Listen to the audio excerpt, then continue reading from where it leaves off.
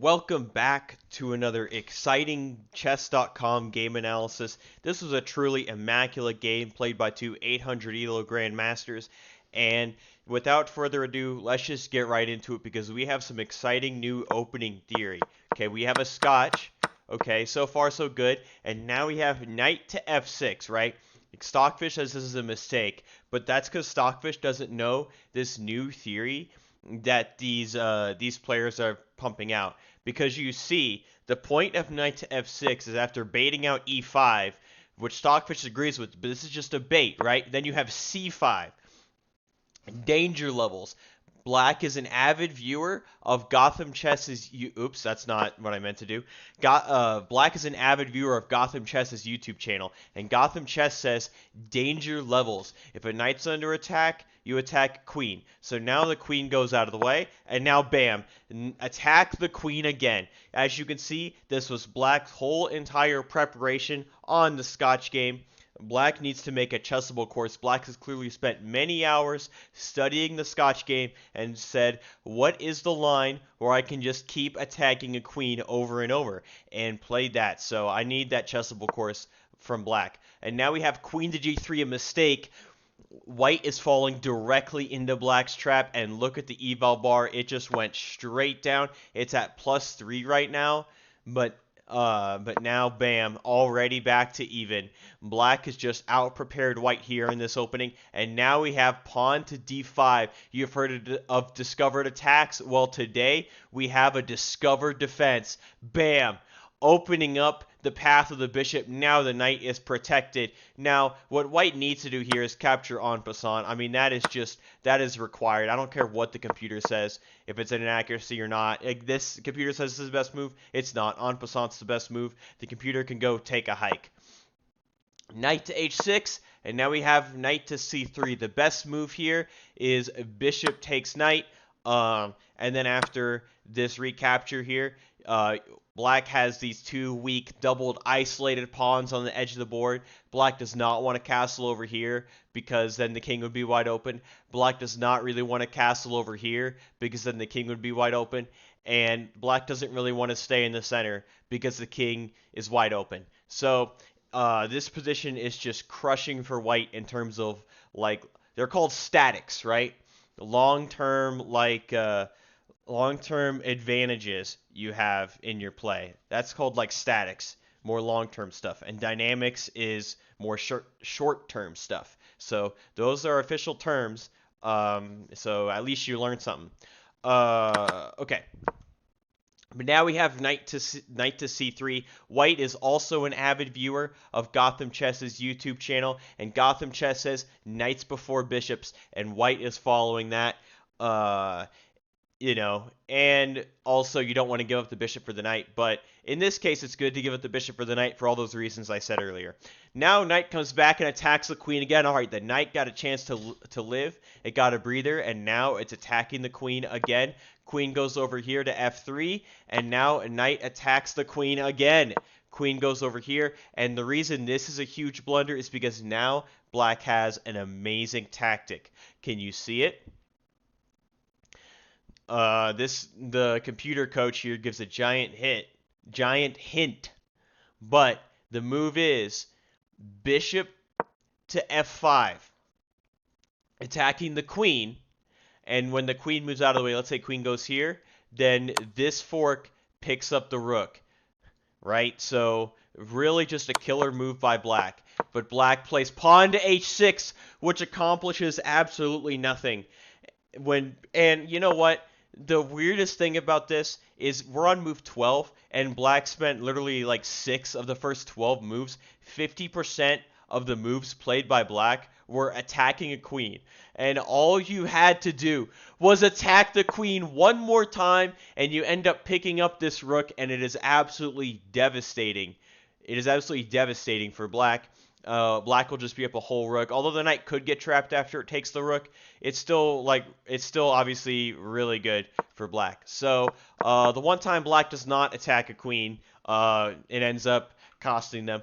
But okay, now we have knight to e2, threatening to take the knight. But again, you still have the same idea because of danger levels, right? So Need to do that, but the knight just goes out of the way. The knight just goes out of the way. Black is completely out of their prep, completely out of their theory. They've ran out of queen attacks in their brain, and they're like, you know what? I'm out of theory. I'm just gonna play solid. I've done my queen attacks in the opening. I've got the position I wanted. And now I'm not gonna attack the queen anymore. I guess that's the logic. I mean, I don't know. Okay, bishop to f4. Protects this pawn. The computer actually likes this because after this series of exchanges here, it is actually a dead heat, and white's also threatening this. So the position is like white is the one asking questions, but at the same time, it's very even. But okay, bishop to f4, defending the pawn. Now pawn to g5. Okay, so you know what? I stand corrected. I was wrong about trashing this h6 move. Clearly, the reason why black played this instead of attacking the queen to actually win the rook was because black saw all of this, right? Me and Stockfish, we needed to just like rethink how we think about how we approach the game, because black literally calculated this whole line, and bam, pawn to g5. That would not have been possible had h6 not been played. And it doesn't matter that the queen's actually defending it anyway. So it would have been impossible even if h6 wasn't played. Okay, we're not going to go there. We are not going there. Bishop goes back. And now pawn to f5. This is a mistake because it allows en passant again. This opens up the king big time. Bam, that file's open. Bam, this diagonal's open. Now, obviously, like this, this queen coming here, like taking back, it does defend a little bit, but the king is just super open, and then white's king is very safe once it gets castled. So, but white does not capture en passant. You have to play en passant if it's on the board. That is the rules, okay? That is the rules. White wanted to attack this pawn, okay? Why attack this pawn when you could just take this pawn? That's what I don't understand. And especially in a Giga Chat en passant manner. So white deserved this inaccuracy. They deserved the Eval Bar falling for not playing en passant. Okay, now bishop to e6, defending this pawn that was under attack. And now knight to c3, putting pressure on the pawn one more time. But you have to ask yourself, what if they just push the pawn?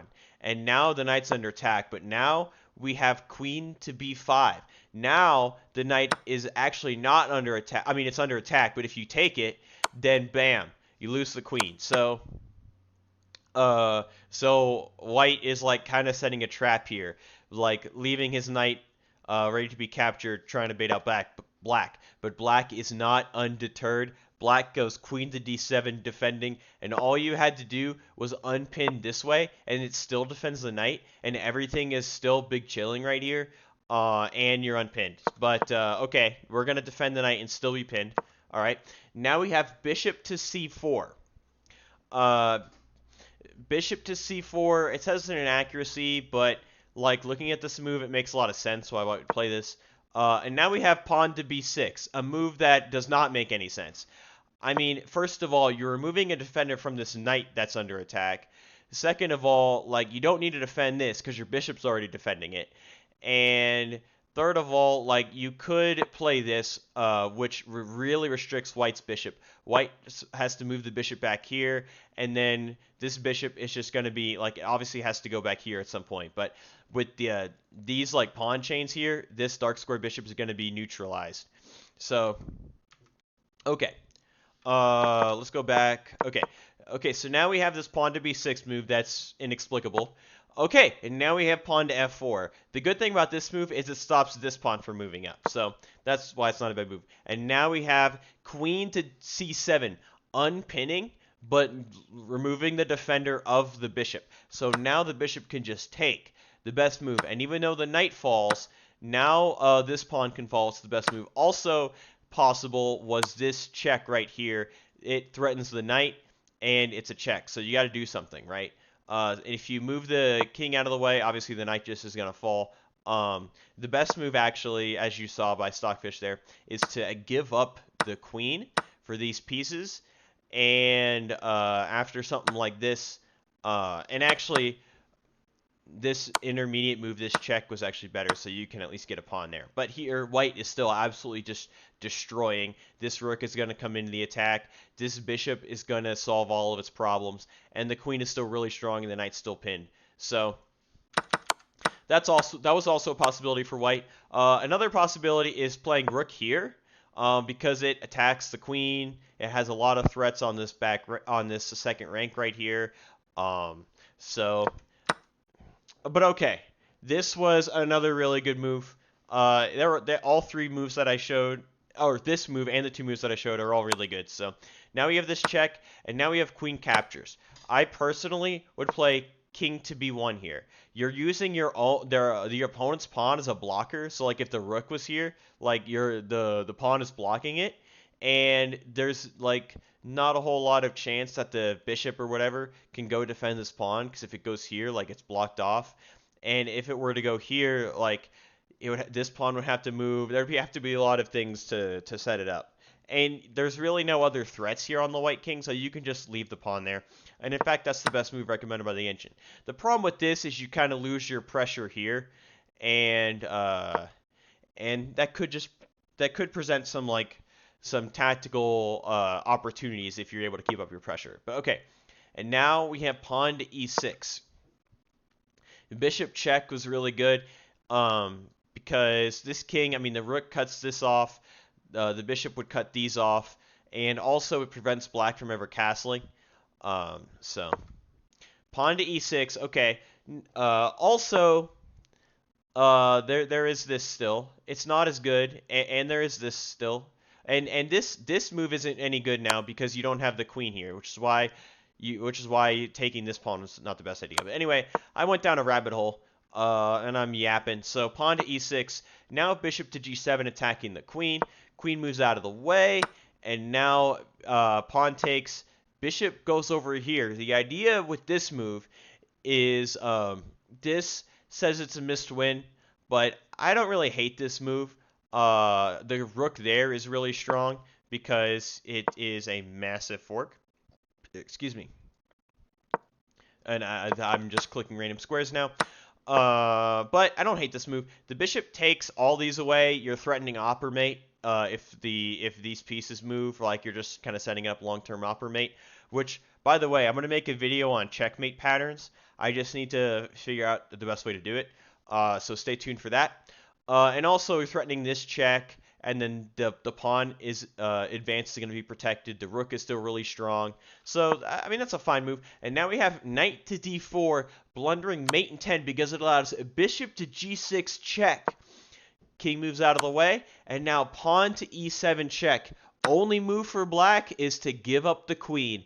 And this comes with check, so this queen's never getting taken after the king takes that. Now we have rook h to e1 check, absolutely devastating attack, and king into f8. It was checkmate either way, but in order for the king to have the best chance of survival, it had to move forward because this allows queen to f7 checkmate. And as you can see, we saw some new from this game. We saw some new Scotch Game theory from black there with the attacking the queen variation. Right up until attacking the queen would have won material, and then we saw a very chaotic middle game. So I thought this game was pretty fun, and I hope you enjoyed it.